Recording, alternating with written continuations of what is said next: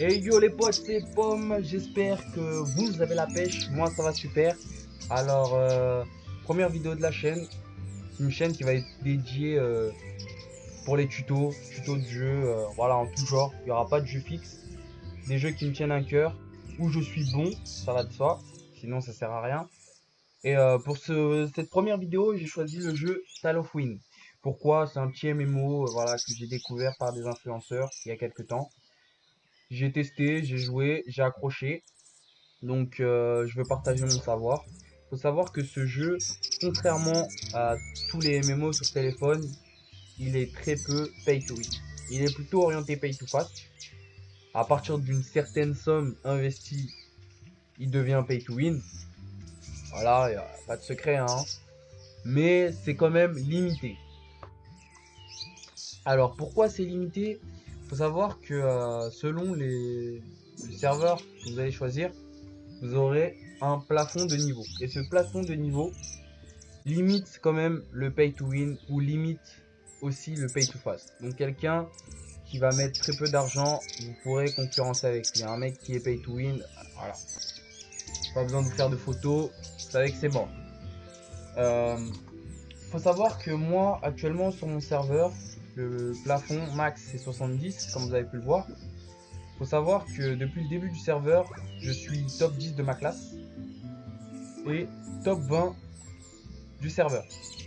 Je suis uniquement free to play. J'ai mis zéro thune dedans. Même le pack, voilà, le pack de démarrage à 1 € que pratiquement tout le monde a acheté. Même ça, je ne l'ai pas pris. Je suis full free to play. Donc, mon niveau, les conseils que je vais vous donner, n'importe qui peut l'avoir. Même n'importe qui peut être meilleur que moi. Donc, dans cette vidéo, je vais pas vous faire la présentation du jeu. Je vais plutôt vous faire un tuto du choix du serveur et du choix du personnage. Alors pourquoi le choix du serveur est très important? C'est comme vous l'avez vu, sur un serveur, il y a un plafond de niveau. Plus vous êtes sur un serveur ancien, plus ce plafond est élevé.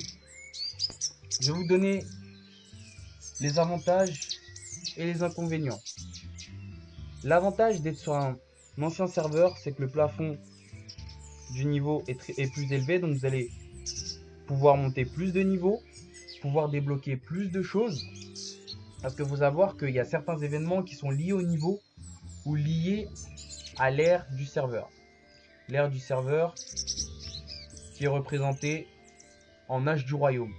Et cet âge du royaume, il augmente à chaque fois que vous faites l'événement du royaume. Et l'événement du royaume, bah, c'est les joueurs qui le font, donc c'est les joueurs qui augmentent l'ère du serveur. Donc plus vous êtes sur un serveur ancien, plus votre ère sera élevée. Et l'ère aussi influe sur certains événements. Il faut avoir atteint un tel ère pour tel ou tel événement. Pareil pour les levels. Donc, premier avantage. Il faut savoir que quand vous avez deux niveaux en dessous du niveau max du serveur, vous avez droit à un bonus d'XP. Ce bonus, il est de 50%. À partir du moment où vous avez 4 niveaux de moins que le niveau max du serveur, ce bonus passe à 150% d'XP. Donc voilà aussi un avantage que vous aurez, c'est que même si vous commencez sur un ancien serveur, sachant que vous allez avoir ce bonus, vous allez monter très vite, donc pouvoir rattraper les autres assez rapidement en termes de niveau. Autre avantage, plus d'événements, comme je l'ai dit, donc vous allez avoir accès à plus de récompenses, parce qu'il y a certaines récompenses qui s'obtiennent dans tel ou tel événement, et que si vous ne les avez pas débloquées, vous n'y aurez pas droit. Ensuite, on va passer aux inconvénients. Alors les inconvénients pour moi, à mon avis, il y a le fait de monter très vite de niveau, vous allez débloquer beaucoup de choses. Donc, recevoir beaucoup d'informations. Ça peut en effrayer certains. Alors, il faut savoir que sur les anciens serveurs, vous aurez déjà des communautés installées. Et que quand vous êtes nouveau joueur, comme il y a très peu de nouveaux arrivants sur les anciens serveurs, en général, ils sont bichonnés. Voilà, on veut qu'ils restent sur le serveur, donc on va aller les aider, on va les conseiller, donc vous allez être bichonnés. Donc même si vous recevez beaucoup d'informations, il y aura toujours quelqu'un pour y répondre. Ensuite, un inconvénient, c'est que, bah, comme vous pouvez le voir ici, classement, vous ne pourrez pas jouer le top 100 du classement pendant, allez, 3 premières semaines, voire le mois. Vous n'allez pas pouvoir jouer ce classement parce que bah, faudra rattraper. Ce classement, il détermine la NC qui représente la puissance globale de votre personnage. Donc ce classement, vous ne pourrez pas le jouer. Ensuite, moi, qu'est-ce que je vous conseillerais si je devais recommencer le jeu ou si j'étais nouveau, j'irais sur un ancien serveur. Pourquoi? Voilà, parce que voilà, plus grand plafond de niveau, bonus d'XP, communauté déjà installée, donc plus facile de trouver des gens avec qui jouer et partager, des gens qui peuvent aussi vous conseiller. Alors, maintenant qu'on a fait le choix du serveur, on va faire le choix du personnage. Donc je vais relancer mon jeu. Et les potes, voilà, on se retrouve sur la page de création de la classe. Alors il faut savoir qu'au début, dans le jeu, il y a 4 classes. Guerrier, mage, clerc, assassin. Le guerrier qui sera le tank du jeu. Le mage, DPS distant du jeu. Le clerc, le soigneur. Et l'assassin, le DPS CAC du jeu. DPS qui veut dire dégâts par seconde. Donc en gros, ceux qui vont être là pour amener les dégâts. Il faut savoir qu'une fois arrivé niveau 50, vous allez pouvoir avoir accès à 2 nouvelles classes. En prérequis, vous faudra avoir 50 points de compétence. Mais les points de compétence, c'est assez facile à avoir, surtout quand on rejoint un ancien serveur. On va commencer par la première classe, le guerrier. Arrivé niveau 50, vous avez le choix entre paladin et fou furieux. Paladin, c'est le tank du jeu. Donc si vous voulez tanker, pas de questions à se poser, faites paladin. Le fou furieux sera le guerrier DPS. Si vous voulez jouer le top DPS, je vous conseille pas de partir sur Fou Furieux parce que c'est pas le personnage qui a le plus de DPS. Mais l'avantage de cette classe, c'est qu'elle a beaucoup de régène. Donc beaucoup de survie. Et le mode où elle excelle le plus, ce sera le PVP. Qui dit survie, dit chiant à tuer. En plus, vous êtes DPS, donc vous faites du dégât. Mais la particularité aussi de cette classe, c'est que elle est issue de la branche guerrier. Donc vous êtes tanky. En PVP, en général, on vous ignore parce que vous avez trop de régène, enfin trop de vol de vie. Vous êtes tanky. Donc on préfère vous ignorer et aller tuer votre healer ou votre mage. Parce que voilà, c'est plus facile à tuer. Et ça fait plus de dégâts pour le mage. Et le healer, bah, il heal sa team. Donc si on le tue, plus de heal en face. Donc les dégâts qu'on met, c'est des dégâts définitifs. Sauf pour le fou furieux qui se régène. Ensuite, on a le mage. Le mage, qui va être la classe DPS distant par excellence. Niveau 50, vous avez le choix entre pyromancien et tisseur de givre. Pyromancien sera orienté PVE.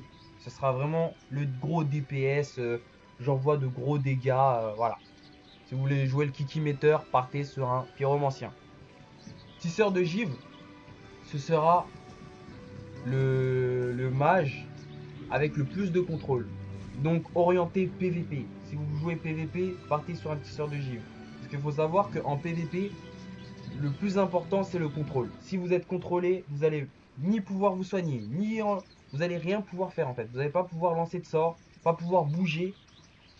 Et du coup, bah, vous allez juste avoir le droit de dire oui, tuez-moi. Donc si vous êtes PVP, partez sur un tisseur de givre. Ensuite, nous avons le clerc. Le clerc qui est le soigneur du jeu. Arrivé niveau 50, vous avez le choix entre prêtre et druide. À peu près pareil que le guerrier. Si vous savez ce que vous voulez faire du heal, vous partez sur prêtre. Le prêtre, c'est le heal par excellence du jeu. Il n'y a pas meilleur. Donc si vous êtes healer, et que vous voulez rester healer, partez sur prêtre. Le druide, ça va être un support. C'est-à-dire que il va heal un peu, il va booster les alliés et faire un peu de dégâts. Donc si vous aimez heal et assister les autres, mais tout en faisant du DPS, partez sur un druide. Mais il faut savoir que si vous êtes druide, vous n'allez jamais avoir la priorité sur un prêtre. Ça veut dire qu'en PvP, vous allez être pris en complément d'un prêtre. S'il n'y a pas de prêtre, vous ne serez pas pris en tant que heal solo. En PvE, vous allez être pris si voilà, on a besoin de DPS mais d'un peu de heal, vous allez être pris. Mais si on a vraiment besoin de beaucoup de heal parce que le boss envoie de grosses tatagnes, malheureusement pour vous, on va préférer un prêtre. Mais c'est pas parce que vous allez jouer druide que personne va vouloir de vous. Au contraire, si vous êtes un très bon druide, beaucoup de gens vont vouloir jouer avec vous. Ensuite, dernière classe, l'assassin. Voilà, la particularité de l'assassin, c'est voilà, de pouvoir se mettre invisible et de taper dans l'ombre. Avec beaucoup de mobilité. Niveau 50, vous avez le choix entre Atsura et Ninja. L'Atsura, ça va être la classe PvE, un peu comme le mage. De gros dégâts, il aura un peu plus de dégâts que le Ninja, mais il aura moins de contrôle, donc plus orienté PvE. Mais c'est pas parce que vous choisissez une classe qui est plus orientée PvE que vous ne pourrez pas faire de PvP, et inversement, c'est pas parce que vous choisissez une classe PvP que vous ne pourrez pas faire du PvE. Du coup, le ninja sera la classe orientée PvE car elle aura plus de contrôle.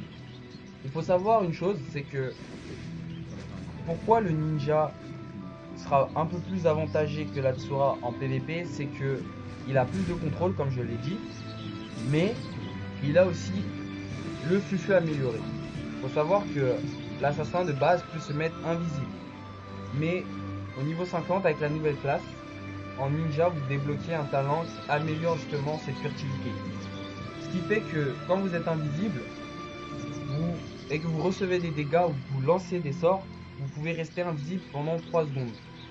Et taper une personne pendant 3 secondes en étant invisible, je peux vous assurer que si vous êtes bon, soit vous la tuez, soit la personne, si par exemple c'est un guerrier ou un fou furieux qui a de la résistance, ça l'énerve parce que recevoir des dégâts et ne pas savoir d'où ça vient sans même pouvoir les contrer, c'est un avantage. L'Atsura pourra se mettre invisible, mais à partir du moment où il reçoit des dégâts ou qu'il met des dégâts, il réapparaît. Donc voilà aussi pourquoi le ninja est un peu plus avantagé au niveau du PvP. Donc c'est tout pour cette vidéo. Je vous ai fait le choix des serveurs, le choix des classes. Mais avant tout, pour le choix des classes, il faut savoir que jouez ce qui vous plaît. Jouez avant tout ce qui vous plaît. Mais pour une question d'optimisation, si vous êtes quelqu'un qui aime optimiser, posez-vous la première question que vous devez vous poser, c'est est-ce que je suis plutôt orienté PvE ou est-ce que je suis plutôt orienté PvP. Mais comme je l'ai dit, c'est pas parce que vous faites l'un que vous ne ferez pas l'autre. Mais posez-vous cette question pour choisir la bonne classe et orienter votre personnage vers spécialisation plutôt. Laisse donner votre avis et argumenter, donner une critique constructive. Je pars sur un format de une vidéo tous les 2 jours.